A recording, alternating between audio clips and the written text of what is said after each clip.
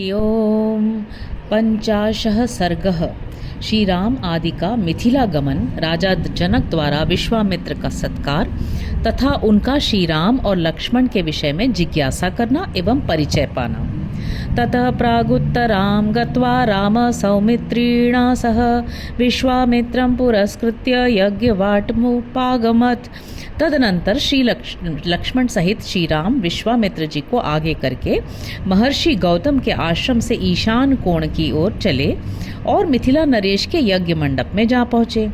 रामस्तु मुनि शार्दूल मुवाच सह लक्ष्मणः साध्वी यज्ञ समृद्धिर्हि जनकस्य महात्मनः बहूनीह सहस्राणि नाना देश निवासिनां ब्राह्मणानां महाभाग वेदाध्ययनशालिनां।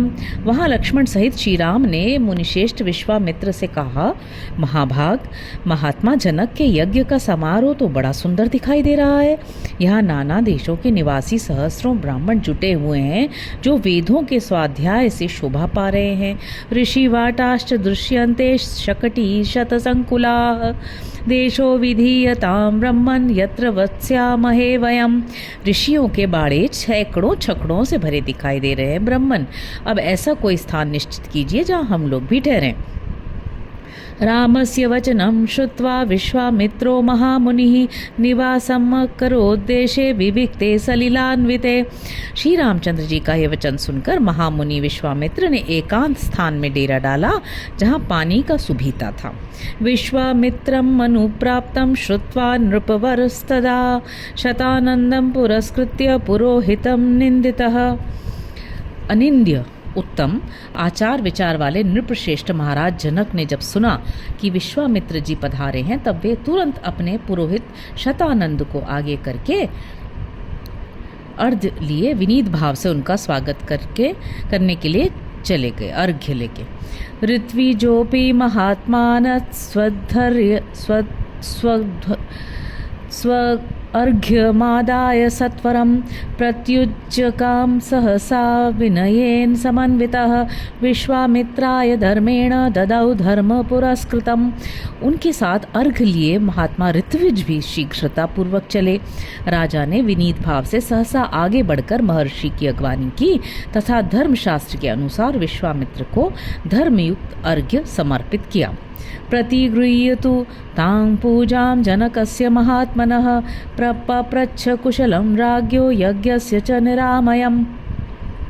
महात्मा राजा जनक की वह पूजा ग्रहण करके मुनि ने उनका कुशल समाचार पूछा तथा उनके यज्ञ की निर्बाध स्थिति के विषय में जिज्ञासा की। संताश्चाथ मुनीन् पृष्ट्वा सोपाध्याय पुरोधसः यथार्हमृषिभिः सर्वैः समागच्छत् प्रहृष्टवत्। राजा के साथ जो मुनि, उपाध्याय और पुरोहित आए थे, उनसे भी कुशल मंगल पूछकर विश्वामित्र जी बड़े हर्ष के साथ उन सभी महर्षियों से यथायोग्य मिले। अथ राजा मुनिश्रेष्ठं कृताञ्जलिर्भाषत आसने भगवानास्तां सहेभिर्मुनिपुंगवैः।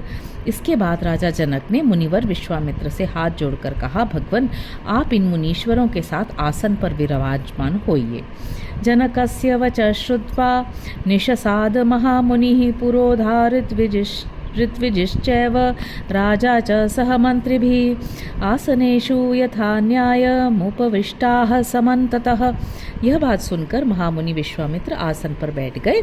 फिर पुरोहित, ऋत्विज तथा मंत्रियों सहित राजा भी सब ओर यथा योग्य आसनों पर विराजमान हो गए। दृष्ट्वा स नृपतिस्तत्र विश्वामित्रमथाब्रवीत् अद्य यज्ञ समृद्धिर्मे सफला देवतैः कृताः। तत्पश्चात राजा जनक ने विश्वामित्र जी की ओर देखकर कहा, भगवान, आज देवताओं ने मेरे यज्ञ की आयोजना सफल कर दी। अद्य यज्ञ फलं प्राप्तं भगवत दर्शनान्मया धन्योऽस्म्यनुगृहीत तोस्मि यस्य मे मुनि पुंगवः यज्ञोपसदनं ब्रह्मन् प्राप्तोऽसि मुनिभिः सह। आज पूज्य चरणों के दर्शन से मैंने यज्ञ का फल पा लिया। ब्रह्मन, आप मुनियों में श्रेष्ठ हैं। आपने इतने महर्षियों के साथ मेरे यज्ञ मंडप में पदार्पण किया, इससे मैं धन्य हो गया। यह मेरे ऊपर आपका बहुत बड़ा अनुग्रह है। द्वादशाहं तु ब्रह्मर्षे दीक्षा माहुर्मनीषिणः ततो भागार्थिनो देवान् द्रष्टुमर्हसि कौशिक। ब्रह्मर्षि मनीषी ऋत्विजों का कहना है कि मेरी यज्ञ दीक्षा के 12 दिन ही रह गए हैं, अतः कुशिक नंदन 12 दिनों के बाद यहाँ भाग ग्रहण करने के लिए आए हुए देवताओं का दर्शन कीजिएगा। इत्युक्त्वा मुनिशार्दूलं प्रहृष्टवदनस्तदा पुनस्तं परिपप्रच्छ प्राञ्जलि प्रयतो नृपः। मुनिवर विश्वामित्र से ऐसा कहकर उस समय प्रसन्न मुख हुए जितेंद्रिय राजा जनक ने पुनः उनसे हाथ जोड़कर पूछा, इमौ कुमारौ भद्रं ते देवतुल्य पराक्रमौ गजतुल्य गतिवीरौ शार्दूल वृषभोपमौ पद्मपत्र विशालाक्षौ खड्गतूणी धनुर्धरौ अश्विनाविव सूपेण समुपस्थित यौवनौ यदृच्छयेव गां प्राप्तौ देवलोकादिवामरौ कथं पदपद्भ्यामिह प्राप्तो किमर्थं कस्य वा मुने वरायुधधरौ वीरो कस्य पुत्रौ महामुने भूषयन्ताविमं देशं चन्द्रसूर्याविमाम्बरं परस्परस्य सदृशौ प्रमाणेङ्गितचेष्टितैः काकपक्षधरौ वीरो श्रोतुमिच्छामि तत्त्वतः। महामुनि आपका कल्याण हो। देवता के समान पराक्रमी और सुंदर आयु धारण करने वाले ये दोनों वीर राजकुमार जो हाथी के समान मंद गति से चलते हैं, सिंह और सांड के समान जान पड़ते हैं, प्रफुल्ल कमल दल के समान सुशोभित हैं, तलवार तरकश और धनुष धारण किए हुए हैं, अपने मनोहर रूप से अश्विनी कुमारों को भी लज्जित कर रहे हैं, जिन्होंने अभी अभी यौवनावस्था में प्रवेश किया है तथा जो स्वेच्छानुसार देवलोक से उतरकर पृथ्वी पर आए हुए 2 देवताओं के समान जान पड़ते हैं, किसके पुत्र हैं और यहाँ कैसे, किस लिए अथवा किस उद्देश्य से पैदल ही पधारे हैं। जैसे चंद्रमा और सूर्य आकाश की शोभा बढ़ाते हैं, उसी प्रकार ये अपनी उपस्थिति से इस देश को विभूषित कर रहे हैं। ये दोनों एक दूसरे से बहुत मिलते जुलते हैं। इनके शरीर की ऊंचाई, संकेत और चेष्टाएं प्राय एक सी हैं। मैं इन दोनों काक पक्षधारी वीरों का परिचय एवं वृत्तांत यथार्थ रूप से सुनना चाहता हूँ। तस्य तद्वचनं श्रुत्वा जनकस्य महात्मनः न्यवेदयद मय्यात्मात् पुत्रौ दशरथस्य तौ। महात्मा जनक का ये प्रश्न सुनकर अमित आत्मबल से संपन्न विश्वामित्र जी ने कहा, राजन, ये दोनों महाराज दशरथ के पुत्र हैं। सिद्धाश्रम निवासं च राक्षसानां वधं तथा तत्रागमन व्यग्रं विश्वालायाश्च दर्शनम् अहल्या दर्शनं चैव गौतमेन समागमं महाधनुषि जिज्ञासां कर्तुमागमनं तथा। इसके बाद उन्होंने इन दोनों के सिद्धाश्रम में निवास, राक्षसों के वध, बिना किसी घबराहट के मिथिला तक आगमन, विशालापुरी के दर्शन, अहल्या का साक्षात्कार तथा महर्षि गौतम के साथ समागम आदि का विस्तार पूर्वक वर्णन किया। फिर अंत में यह भी बताया कि ये आपके यहाँ रखे हुए महान धनुष के संबंध में कुछ जानने की इच्छा से यहाँ तक आए हैं। एतत् सर्वं महातेजा जनकाय महात्मने निवेद्य वीर रामाथ विश्वामित्रो महामुनि। महात्मा राजा जनक से ये सब बातें निवेदन करके महातेजस्वी महामुनि विश्वामित्र चुप हो गए। इतिहासे श्रीमद् रामायणे वाल्मीकि आदि काव्य बालकांडे 55 सर्ग। इस प्रकार श्री वाल्मीकि निर्मित आर्ष रामायण आदि काव्य के बालकांड में 50वां सर्ग पूरा हुआ। 51 सर्ग।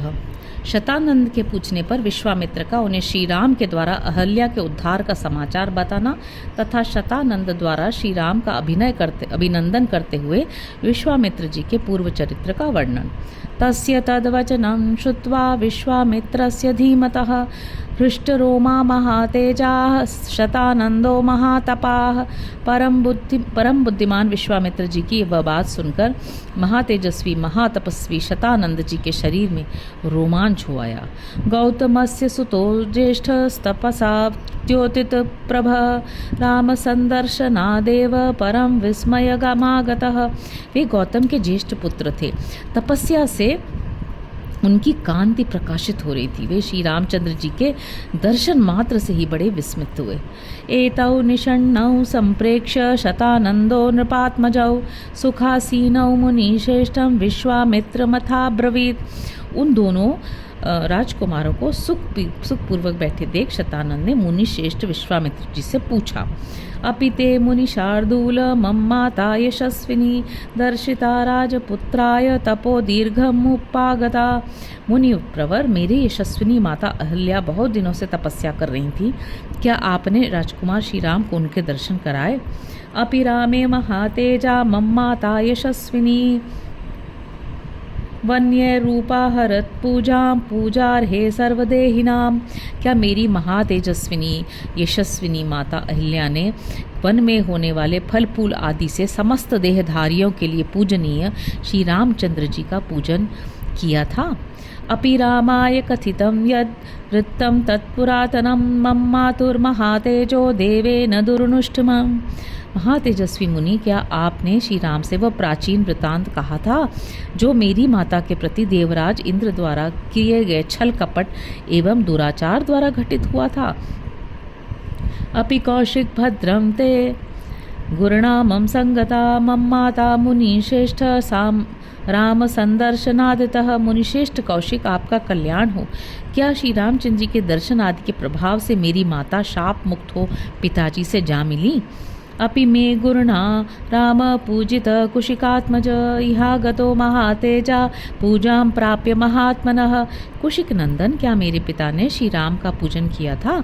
क्या उन महात्मा की पूजा ग्रहण करके ये महातेजस्वी श्री राम यहाँ उपधारे हैं? अपि शांतेन मनसा गुरुर्मे कुशिकात्मज इहागतेन रामेण पूजितेनाभिवादितः। विश्वामित्र जी, क्या यहाँ आकर मेरे माता पिता द्वारा सम्मानित हुए श्री राम ने मेरे पूज्य पिता का शांत चित्त से अभिवादन किया था? तच्छ्रुत्वा वचनं तस्य विश्वामित्रो महामुनिः प्रत्युवाच शतानंदं वाक्यकोविदम्। शतानंद का यह प्रश्न सुनकर बोलने की कला जानने वाले महामुनि विश्वामित्र ने बातचीत करने में कुशल शतानंद को इस प्रकार उत्तर दिया। नातिक्रांतं मुनिश्रेष्ठ यत्कर्तव्यं कृतं मया संगता मुनिना पत्नी भार्गवेणेव रेणुका। मुनिश्रेष्ठ, मैंने कुछ ठाक नहीं रखा है। मेरा जो कर्तव्य था उसे मैंने पूरा किया। महर्षि गौतम से उनकी पत्नी अहल्या उसी प्रकार जा मिली हैं जैसे भृगुवंशी जमदग्नि से रेणुका मिली हैं। तच्छ्रुत्वा वचनं तस्य विश्वामित्रस्य धीमतः शतानंदो महातेजा रामं वचनम् अब्रवीत्। बुद्धिमान विश्वामित्र की बात सुनकर महातेजस्वी शतानंद ने श्री रामचंद्र जी से ये बात कही। स्वागतं ते नरश्रेष्ठ दृष्ट्या प्राप्तोऽसि राघव विश्वामित्रं पुरस्कृत्य महर्षिं पराजितं। नरश्रेष्ठ, आपका स्वागत है। रघुनंदन, मेरा अहोभाग्य जो आपने किसी से पराजित न होने वाले महर्षि विश्वामित्र को आगे करके यहाँ तक पधारने का कष्ट उठाया। अचिंत्य कर्मा तपसा ब्रह्मर्षिर्मित प्रभ विश्वामित्रो महातेजा वेदम येनम परमाम गतिम। महर्षि विश्वामित्र के कर्म अचिंत्य हैं। ये तपस्या से ब्रह्मर्षि पद को प्राप्त हुए हैं। इनकी कांति असीम है और ये महातेजस्वी हैं। मैं इनको जानता हूँ। ये जगत के परम आश्रय हितैषी हैं। नास्ति धन्यतरो राम त्वत्तोऽन्यो भुवि कश्चन गोप्ता कुशिक पुत्रस्ते येन तप्तं महत्तपः। श्री राम, इस पृथ्वी पर आपसे बढ़कर धन्यातिधन्य पुरुष दूसरा कोई नहीं है, क्योंकि कुशिक नंदन विश्वामित्र आपके रक्षक हैं, जिन्होंने बड़ी भारी तपस्या की है। श्रूयतां चाभिधास्यामि कौशिकस्य महात्मनः यथा बलं यथा तत्त्वं तन्मे निगतः शृणु। मैं महात्मा कौशिक के बल और स्वरूप का यथार्थ वर्णन करता हूँ, आप ध्यान देकर मुझसे ये सब सुनिए। राजा सीदेश धर्मात्मा दीर्घकालमरिन्दमं धर्मज्ञ कृतविद्यश्च प्रजानां च हिते रतः। ये विश्वामित्र पहले एक धर्मात्मा राजा थे। इन्होंने शत्रुओं के दमन पूर्वक दीर्घ काल तक राज्य किया था। ये धर्मज्ञ और विद्वान होने के साथ ही प्रजावर्ग के हित साधन में तत्पर रहते थे। प्रजापति सुतस्वासीत् कुशो नाम महीपतिः कुशस्य पुत्रो बलवान कुशनाभ सुधार्मिकः। प्राचीन काल में कुश नाम से प्रसिद्ध एक राजा हो गए हैं। वे प्रजापति के पुत्र थे। कुश के बलवान पुत्र का नाम कुशनाभ हुआ। वो बड़ा ही धर्मात्मा था। कुशनाभ सुतस्वासीद गाधिरित्येव विश्रुतः गाधे पुत्रो महातेजा विश्वामित्रो महामुनि। कुशनाभ के पुत्र गाधि नाम से विख्यात थे। उन्हीं गाधि के महातेजस्वी पुत्र ये महामुनि विश्वामित्र हैं। विश्वामित्रो महातेजाः पालयामास मेदिनीं बहुवर्ष सहस्राणि राजा राज्यमकारयत्। महातेजस्वी राजा विश्वामित्र ने कई हजार वर्षों तक इस पृथ्वी का पालन तथा राज्य का शासन किया था। कदाचित्तु महातेजा योजयित्वा वरूथिनीम् अक्षौहिणी परिवृत्त परिचक्रां मेदिनीम्। एक समय की बात है, महातेजस्वी राजा विश्वामित्र सेना एकत्र करके एक अक्षौहिणी सेना के साथ पृथ्वी पर विचरने लगे थे। नगराणि च राष्ट्राणि सरितश्च महागिरीन् आश्रमान् क्रमशो राजा विचरन् जगामः वसिष्ठ्याश्राश्रमपदं नानापुष्पलताद्रुमं नानामृगगणाकीर्णं सिद्धचारणसेवितं। वे अनेकाएक नगरों, राष्ट्रों, नदियों, बड़े बड़े पर्वतों और आश्रमों में क्रमशः विचरते हुए महर्षि वशिष्ठ के आश्रम पर आ पहुँचे, जो नाना प्रकार के फूलों, लताओं और वृक्षों से शोभा पा रहा था। नाना प्रकार के मृग, वन्य पशु वहाँ सब ओर फैले हुए थे और सिद्ध और चारण उस आश्रम में निवास करते थे। देव दानव गंधर्वैः किन्नरैरूप शोभितं प्रशांत हरिणाकीर्णं द्विज संवनिषेवितं ब्रह्मर्षिगण संकीर्णं देवर्षिगण सेवितम्। देवता, दानव, गंधर्व और किन्नर उसकी शोभा बढ़ाते थे। शांत मृग वहाँ भरे रहते थे। बहुत से ब्राह्मणों, ब्रह्मर्षियों और देवर्षियों के समुदाय उसका सेवन करते थे। तपश्चरण संसिद्धैरग्नि कल्पैर्महात्मभिः सततं संकुलं श्रीमद् ब्रह्म कल्पैर्महात्मभिः अक्षयैर्वायुभक्षैश्च शीर्णपर्णाशनैस्तथा फलमूलाशनैर्दान्तैर्जित दोषैर्जितेन्द्रिय ऋषिभिर्वालखिल्यैश्च जप होमपरायणैः अन्यैर्वैखानसैश्चैव समन्तादुपशोभितं वसिष्ठस्याश्रमपदं ब्रह्मलोकमिवापरं ददर्श जयतां श्रेष्ठो विश्वामित्रो महाबलः। तपस्या से सिद्ध हुए अग्नि के समान तेजस्वी महात्मा तथा ब्रह्मा के समान महामहिम महात्मा सदा उस आश्रम में भरे रहते थे। उनमें से कोई जल पीकर रहता था, कोई हवा पीकर रहता था। कितने ही महात्मा फल मूल खाकर अथवा सूखे पत्ते चबाकर रहते थे।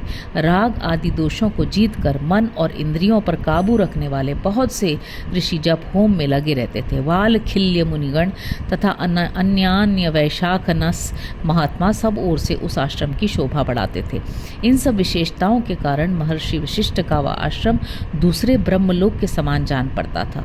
विजयी वीरों में श्रेष्ठ महाबली विश्वामित्र ने उसका दर्शन किया।